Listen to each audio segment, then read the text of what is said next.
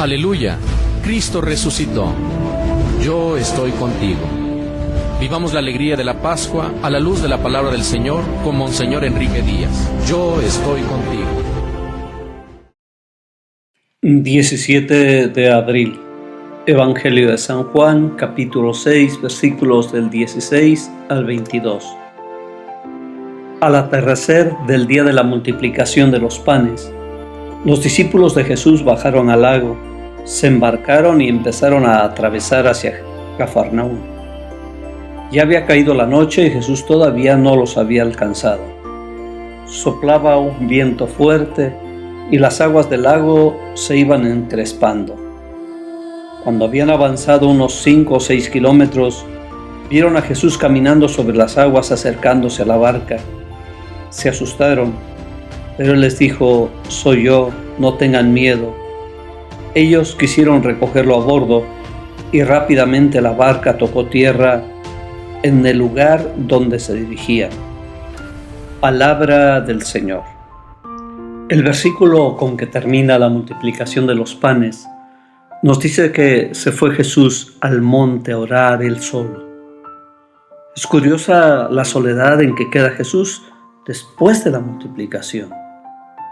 Es cierto que al contemplar lo que había hecho pretendían hacerlo rey, porque reconocían un líder diferente, preocupado por los más débiles, pero al no aceptar su propuesta, lo dejan solo.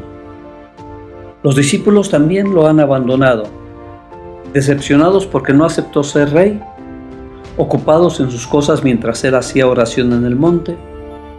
No lo explica el Evangelio, pero ellos aparecen atravesando el lago y amenazados por una tormenta.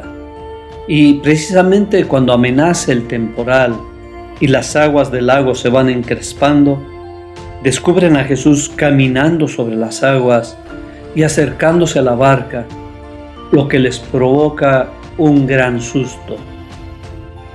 Las palabras de tranquilidad de Jesús: «No tengan miedo, soy yo», son dirigidas tanto a aquellos atemorizados discípulos como a sus discípulos del día de hoy.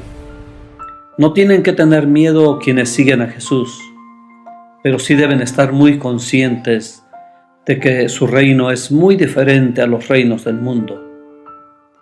Igualmente hoy no deben tener miedo quienes son sus discípulos. Hay tormentas que parecen ahogar la barca, pero no deben tener miedo. Sí deben reconocer que su propuesta es muy diferente a las propuestas del mundo y que provoca tormentas y amenazas de peligros. Contemplemos a Cristo caminando mientras nosotros nos llenamos de miedo. Él sabe sacar provecho de las más grandes dificultades. Precisamente así sucede en la primera lectura, cuando una tormenta amenaza a aquella pequeña iglesia que empieza a caminar. Las dificultades entre los diferentes grupos, las críticas y los problemas, en lugar de hundir la pequeña barca, la hacen que salga fortalecida con la bendición de un nuevo ministerio: los diáconos. Una dificultad termina en oración, en diálogo y en una solución al problema que marca la ruta de la iglesia: el servicio, el diaconado. Los diáconos son un regalo insospechado para aquella comunidad que vienen a enriquecerla y a fortalecerla. Los diáconos son también hoy un regalo para nuestra iglesia. Contemplemos hoy el caminar de Jesús. No tengamos miedo de las tormentas, pero sí estemos atentos a ser fieles a sus palabras y a salir adelante de todas las dificultades con la seguridad de su presencia. El Señor te bendiga en nombre del Padre, y del Hijo, y del Espíritu Santo.